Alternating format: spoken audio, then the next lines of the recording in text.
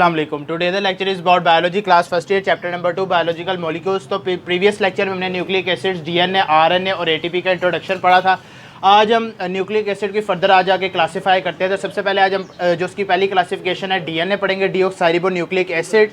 तो हमें सबसे पहले डीएनए का पता होने से पहले हमें पता होना चाहिए कि डीएनए क्या है। It is a hereditary material.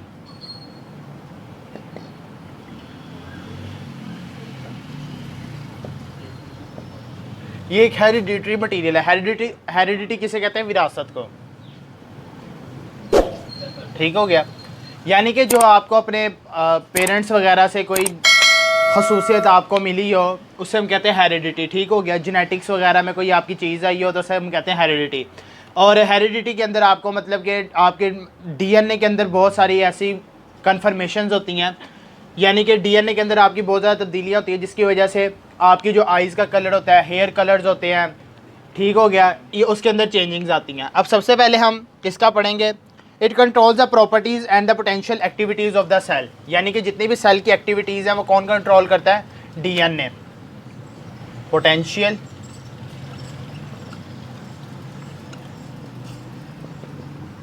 Activities of cell, यानी कि सेल की जितनी भी पोटेंशियल एक्टिविटीज़ हैं, जाहिर सी बात है डीएनए के पास सारी इन्फॉर्मेशन होगी जिसकी वजह से वो सेल को मैसेज देगा और सेल उसी के मुताबिक अपना फंक्शन प्ले करेगा। ठीक हो गया।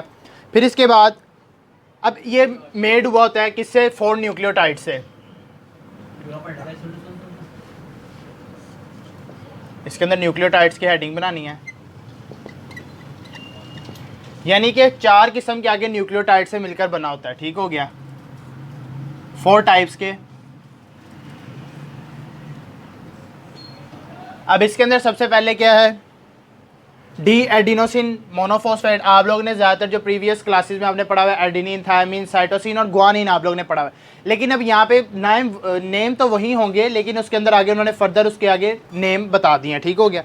यानी कि डी असल में जो इसको हम पढ़ते हैं डी एडिनाइन, एडिनोसिन, मोनोफॉस्फेट,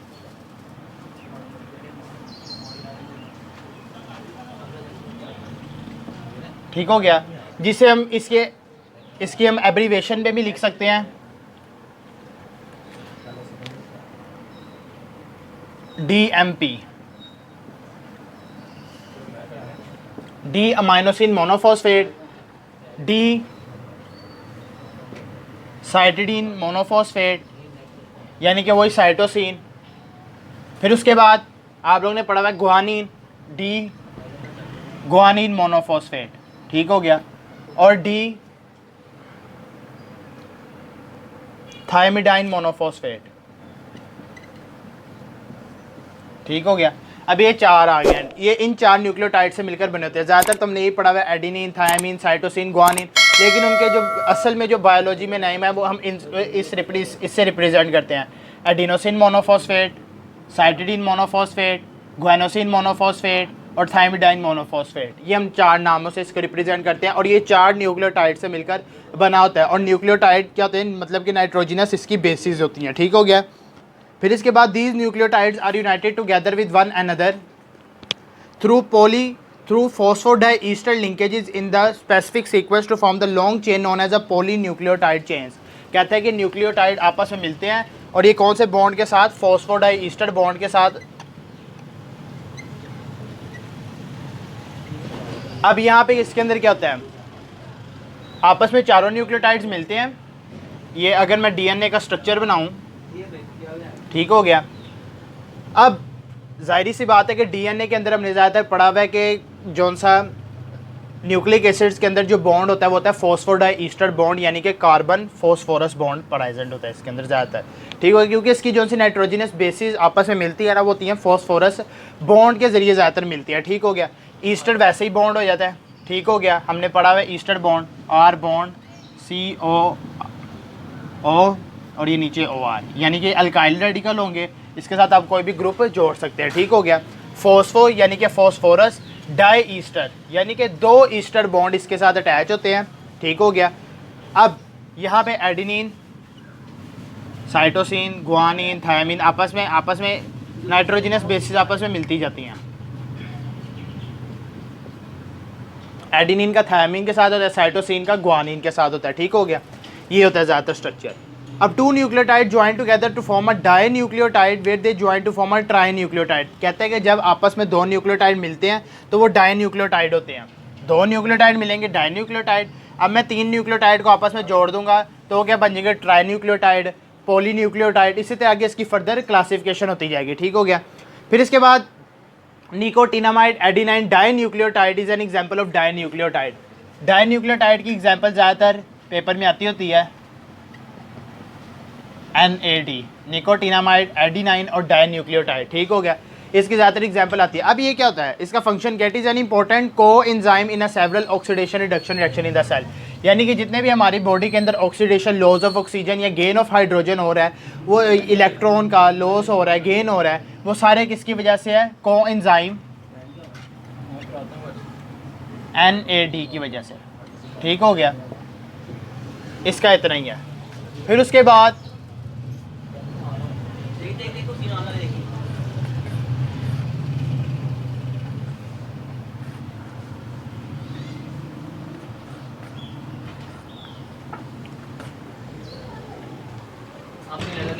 अब सबसे पहले क्या है, जो इसका नेक्स्ट टॉपिक है वो इसके अंदर है रेशोज। छोटा सा ही है, छोटा सा ही कि मतलब कि नाइट्रोजनस बेसिस जो से हमने एडिनिन, साइटोसिन, गुआनिन, थायमिन पढ़ी, इनकी रेशोज किसने फाइंड की सबसे पहले, ये था एरविन चारगफ। 1951 में Irwin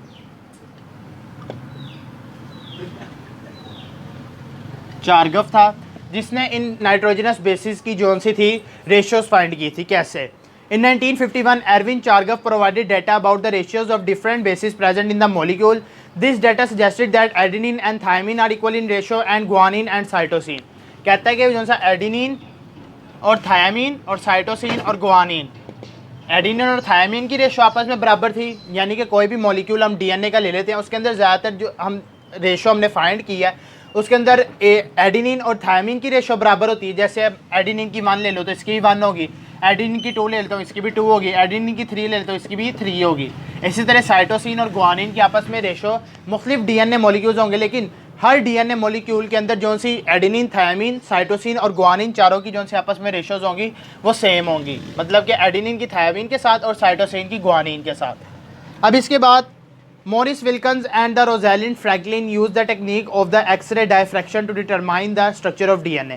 Morris Wilkins and Rosalind Franklin, इन दोनों ने क्या किया था, एक्सरे डायफ्रैक्शन की थी। यानी कि एक्सरेज को पास किया था 2 स्लिट्स में से, उससे आगे डायफ्रैक्शन प्रोड्यूस की। तो इन्होंने स्ट्रक्चर ऑफ DNA को पढ़ने की कोशिश की थी। ठीक हो गया, लेकिन उन्हें इस वक्त पता नहीं था कि DNA है क्या असल में, और डिस्कवर किसने किया था। ये मोस्ट इंपॉर्टेंट MCQs है। और at the same time James D Watson and the Francis Crick, Watson और फ्रांसिस, इन दोनों ने जो सा किया था स्ट्रक्चर ऑफ DNA को आइडेंटिफाई किया था। ठीक हो गया, इन दोनों ने क्या किया था, स्ट्रक्चर ऑफ आइडेंटिफाई सबसे पहले DNA आइडेंटिफाई किया था। अब उन्होंने क्या किया था, ऑल द डाटा दस obtained strongly suggested that the DNA is made up of the 2 polynucleotide chains और द स्ट्रैंड्स।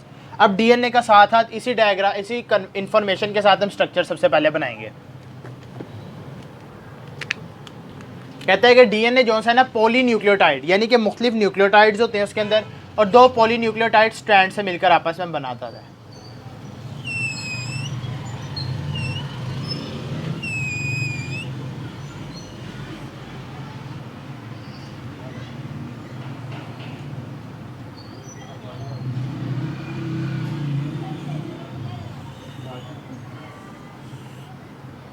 चलिए इसी तरह ले लें एग्जांपल। ठीक हो गया। अब वो कहता है कि 2 आपस में पॉलीन्यूक्लियोटाइड स्ट्रैंड्स होते हैं, एक ये और एक ये होते हैं poly,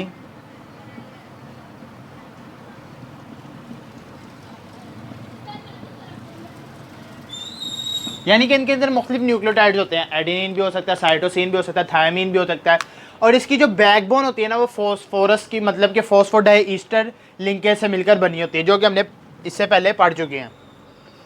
the two strands are coiled around each other in the form of the double helix.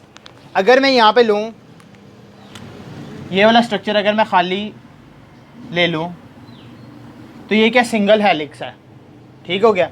अगर मैं इसको ऐसे जिस तरह मैंने अभी बनाया है इसको मैं अगर ऐसे डबल कर दूँ तो ये क्या हो जाएगा, डबल हेलिक्स स्ट्रक्चर हो जाएगा। इसी तरह डीएनए जो सा है वो एक डबल हेलिक्स स्ट्रक्चर है, यानी कि इसके अंदर 2 हेलिकल स्पाइरल्स पाए जाते हैं, ठीक हो गया, डबल हेलिकल स्ट्रक्चर है।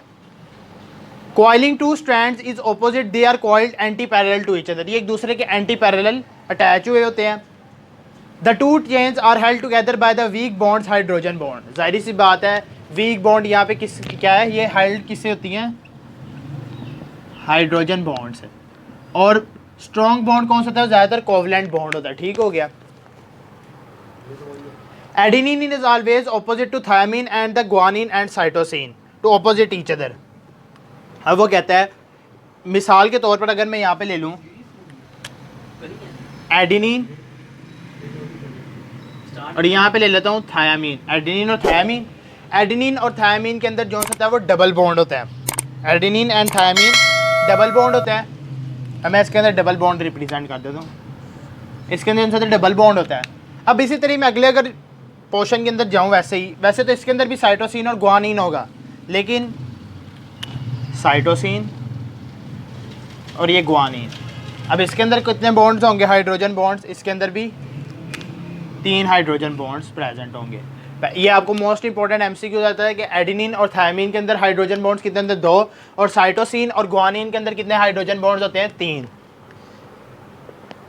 The two strands are round each other so there are the 10 base pair in each turn about 34 angstrom units. 1 angstrom is 100 millionth of the centimetre. कहते हैं जो हर टर्न होता है ना, हर टर्न, ये एक टर्न ले लें आप लोग यहाँ से, दूसरा ये ले लें, तीसरा ये ले लें, चौथा ये ले लें, कहता है कि 34 एंगस्ट्रॉम इसका बनता है, 34 एंगस्ट्रॉम मीटर, ठीक हो गया। एंगस्ट्रॉम हम कहते हैं 10⁻⁻10 को, ठीक हो गया। फिर इसके बाद अच्छा यहाँ पे एक मोस्ट इंपॉर्टेंट यहाँ पे एक ये भी बता दें कि हर टर्न के अंदर जो सा है ना वो 27 अमाइनो एसिड्स भी प्रेजेंट होते हैं। ये बुक में नहीं लिखा हुआ लेकिन यहाँ पे लिख दें कि मतलब कि हर टर्न ऑफ हेलिक्स के अंदर 27 अमाइनो एसिड्स मिलकर होते हैं, क्योंकि जो डीएनए होता है वो भी प्रोटीन की ज़ाहिर बात है स्ट्रक्चर होता है, ठीक हो गया। The amount of DNA is fixed for the particular species, यानी कि हर स्पीशी के लिए डीएनए ज़ाहिर सी बात है कि अलग ही होगा। As it depends upon the number of chromosome, ज़ाहिर सी बात है अब ह्यूमन के क्रोमोसोम्स कितने होते हैं, 46 क्रोमोसोम्स होते हैं, मेल से 23 होते हैं और फीमेल से 23 होते हैं। इसी तरह अगर बंदर की एग्जांपल ले लें तो उसके 48 होते हैं क्रोमोसोम्स, कितने हो गए, 24 उसकी मेल से आते हैं, 24 उसकी फ़ीमेल से आते हैं। इसी तरह मैन के खाली अगर सिंगल पर्सन की बात करें तो वैसे अगर मैन की बात करें यानी कि रिप्रोडक्शन की अगर हम बात करें तो उसके अंदर मेल से जो जाते हैं वो 23 क्रोमोसोम जाते हैं और फीमेल से जो जाते हैं 23 क्रोमोसोम्स होते हैं, depending upon the number of chromosome. अब जैसे मेल है, ठीक हो गया, अब उसके अंदर जाहिर सी बात है 46 क्रोमोसोम्स होंगे, 23 मेल से 23 फीमेल से आए होते हैं उसके, ठीक हो गया। अगर इन क्रोमोसोम्स की नंबरिंग की वजह से ही डीएनए ज़्यादा और कम होते हैं मुख्तलिफ स्पीशीज़ के अंदर, और अगर कोई भी क्रोमोसोम के अंदर कोई भी ख़राबी पैदा हो जाती है तो जिसकी वजह से उसके डीएनए के अंदर म्यूटेशन आ जाती है और जिसकी वजह से आपको मुख्तलिफ बीमारियाँ जो कि आपको बचपन से ही होती हैं, ठीक हो गया। अब वो कहते हैं the amount of DNA in germ cells, sperms and ova is 1/2 of that of the somatic cells. अब क्या होता है, जर्म सेल्स क्या होते हैं, यहाँ पे मोस्ट इंपॉर्टेंट बात है,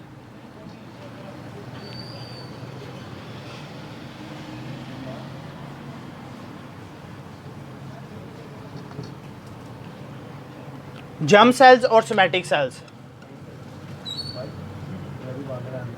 और सोमैटिक सेल्स,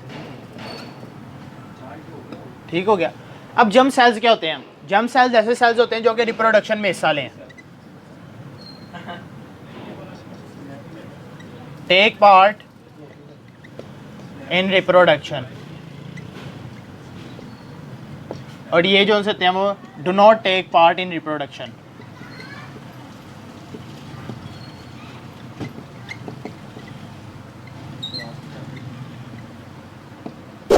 यानी कि जर्म सेल्स कौन से होते हैं, जैसे जर्म सेल्स के अंदर मेल की तरफ से स्पर्म और फीमेल का एग, ठीक हो गया। यानी कि रिप्रोडक्शन के दौरान मेल से स्पर्म और फीमेल से एग जो सा प्रोड्यूस होता है उसे हम कहेंगे जर्म सेल्स, यानी कि जो ऐसे सेल्स जो कि रिप्रोडक्शन के अंदर हिस्सा लें। और सोमैटिक सेल्स ऐसे सेल्स होते हैं जो कि रिप्रोडक्शन के अंदर ना हिस्सा लें, जो कि हमारी बॉडी के मुख्तलिफ दूसरे भी सेल्स हो सकते हैं, ठीक हो गया। अब वो कहते हैं the amount of DNA in germ cells is 1/2 to that of the somatic cells. कहते हैं कि जो से DNA की जो अमाउंट होती है ना वो जर्म सेल्स के अंदर 1/2 होती है एज कम्पेयर, अगर ये 1 है ना, सोमैटिक सेल्स 1 है, ठीक हो गया। सोमैटिक सेल्स के अंदर अगर DNA 1 है तो इसके अंदर जो जर्म सेल्स हो गए उसके अंदर हाफ होगा, ठीक हो गया। ये बात हमेशा याद रखनी है कि जो सा the number of DNA in germ cells is 1/2 to that of the somatic cells, यानी कि जर्म सेल्स के अंदर DNA की अमाउंट जो होती है वो 1/2 होती है as compare to the somatic cells, ठीक हो गया। होप सो कि आपको ये लेक्चर समझ आ गया होगा, DNA सारी बात। इसके अलावा इसके बारे में कोई भी अगर कोई क्वेश्चन हो तो आप नीचे कमेंट में लिख सकते हैं।